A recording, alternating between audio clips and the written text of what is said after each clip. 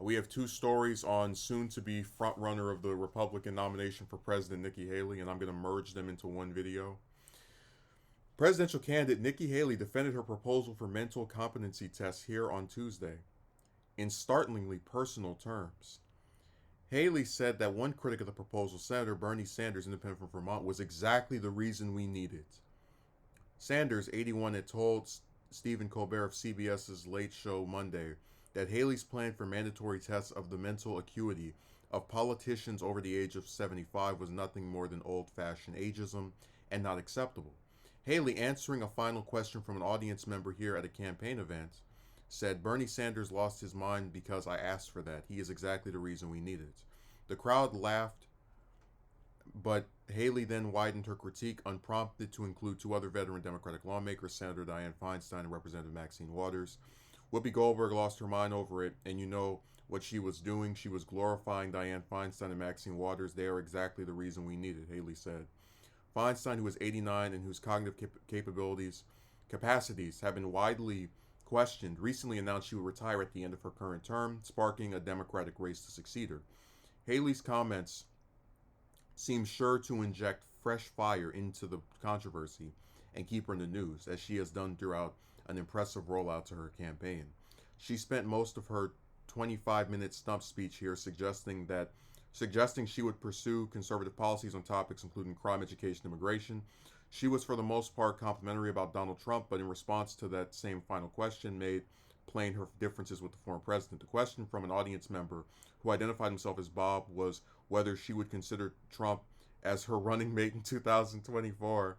So far, Trump and Haley are the only two major candidates in the race. A clearly amused Haley said, "How well do you think it would go over if I called President Trump and said, 'Do you want to be my VP?' President Trump is my friend. I called him before I did this. We had a good conversation," Haley said. But she continued, "He was the right president at the right time. He broke things that needed to be broken, and he worked to fix them. The reason I'm running is we got to move forward. We got to move forward. We can't keep dealing with those issues in the past. And I think we need a young generation of leaders." Up until that point, Haley had mostly crouched her contrast with Trump to in implicit rather than direct terms. For example, she harkened back to a more peaceful time in American life when she told the audience to nods, "Remember, there wasn't chaos. You didn't hold your breath turning on the news." Yet if Haley would be cast as a moderate, that seems to be a label she doesn't want, perhaps because it is likely a ticket to defeat in today's GOP. She thinks the fight She took the fight hard to President Biden, calling the recent Chinese spy balloon episode a national embarrassment and the withdrawal from Afghanistan debacle. I can't read any more of this. It's almost over, but I just... Okay, so... Haley is someone who is trying to find a lane. And she's trying to find something she can latch onto that's kind of distinctively hers. And the problem with these substanceless presidential candidates is oftentimes they crouch themselves in stupid proposals that have nothing to do with actually making anyone's life better as a way of distinguishing themselves. If anyone remembers when Harris was running for the Democratic nomination, and she dropped out before they even got to Iowa, but when she ran for it, she had this recurring line about we need to ban Trump off of Twitter, and ultimately she ended up getting her wish. But it was strange to see not only a presidential candidate, but one who had been before that elected senator and attorney general of the largest state in the country, having that as a key issue of their campaign, banning the then current president off of social media. So when she's doing her little ageist proposal, there are people past 75, like Feinstein, for example, who you can make a fairly tangible case, hey, maybe we should check and see if this person is mentally competent. But one thing to point out is that Feinstein's mental acuity and people questioning it really didn't start being a thing until after she was elected to her most recent term. And at that point, she was already in her basically meaning that at 75, Feinstein was considered competent enough for nobody to be questioning, how well she was able to do her position. And her stuff about, I'm not a fan of Waters at all, because she just got on that Trump impeachment stuff to levels of ridiculousness. just complete absurdity. But at least with her, I would say the same thing, which is that both she and Sanders, whether you agree with them or not, do not have mental acuity issues. No one has ever listened to Sanders speak and said, "Oh, I think something is." Now, you might disagree with them again, but that's different from believing that the person is not all there in the mind. Trump, for example, someone I disagree with a whole bunch of stuff. I would never say he needs to be mentally evaluated to see if he's competent. As far as, and what I mean by that is, I believe he is in complete control and knowing of the actions he does, whether I agree with them or not. Same thing for Sanders, same thing for Waters. So this is just a dumb ageist proposal that she has that fits in with her. She talks about like, oh, we want to not be seen as people that are just known for our physical attributes, like her being a female, but everything about her is woman this, age this. She keeps talking about this young generation of leaders, and I hate that Don Lemon, for example, like really caused this to happen because of his comments about her not being in her prime, and it was dumb, whatever. But like, no policy substance. Move forward. We need new generational leaders. Trump is a friend of mine. What are you going to do that was different from him? That's why you still haven't overtaken him, or that's a big part of the reason. We're getting to the other one soon. But what are you going to do that justifies voting for you over someone who at the very least can say they've had the experience of already being president? They've certainly had some on the job training. So, and look, I expected her to attack Sanders because he's the lightning rod for all the Republicans to strike at. But the biggest problem is they all try to paint the rest of the Democrats, who are much more right-leaning than him, as being socialist as well, which is just insane. Okay, former South Carolina Governor Nikki Haley has seen a boost in popularity after launching her 2024 presidential campaign last week, according to a new Morning Consult poll released on Wednesday.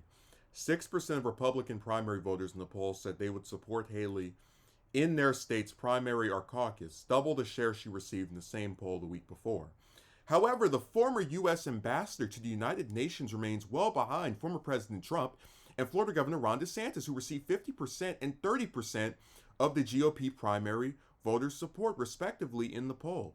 Haley is also tied with former Vice President Mike Pence at 6%.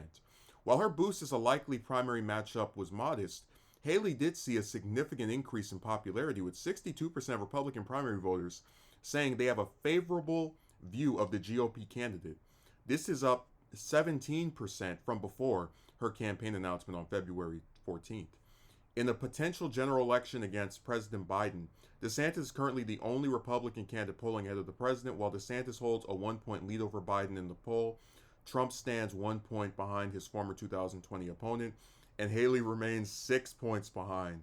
DeSantis is yet to announce his candidacy, but the Florida governor is widely seen as one of Trump's top competitors for the Republican nomination.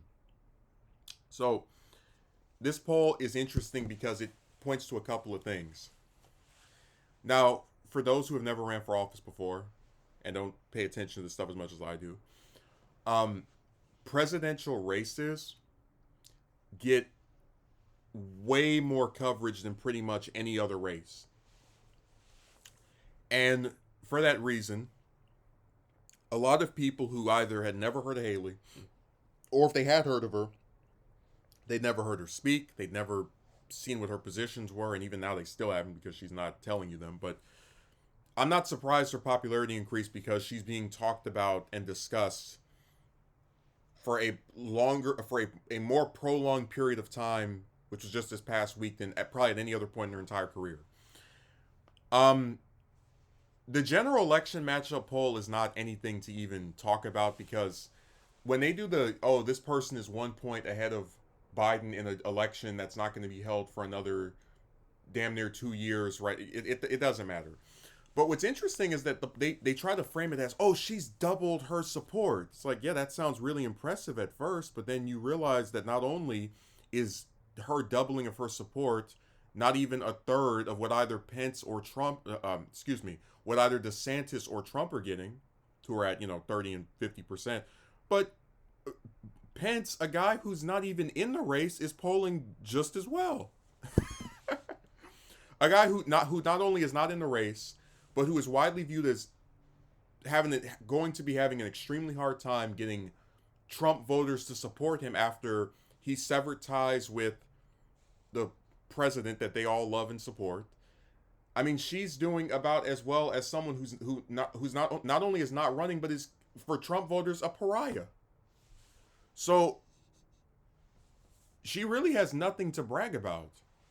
She rolled out her campaign this week, and you know, to her credit, it's been talked about every day. It seems people can't shut up about her, but I just don't see a lane for her if she's going to run, and then DeSantis is still going to have this lead over her. The only reason she should stay in this race is if DeSantis doesn't get in until, because right now it's being speculated that he won't get in until the summer, so May or June.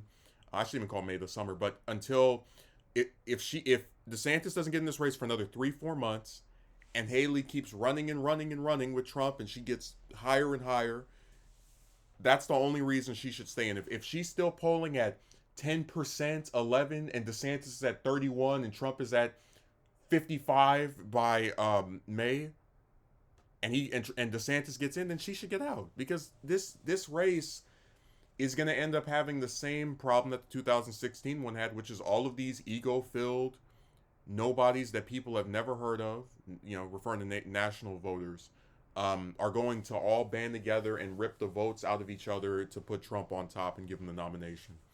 So I really do believe that general election matchup thing is not anything to take seriously. That's the one part I would just completely discredit. But even with a surge of popularity, according to this poll anyway, she still is not even a third of what of either of her competitors. But again, we're really early in. It's just kind of funny that she's acting like she's on top of the world. You need mental acuity tests for politicians over 75. Well, hell, the politician over 75 that you're running against is polling 5 times as well as you are, and people haven't even started voting yet. So, you know, you're in no position to be telling anybody what kind of test they need. But whatever. We will see what happens.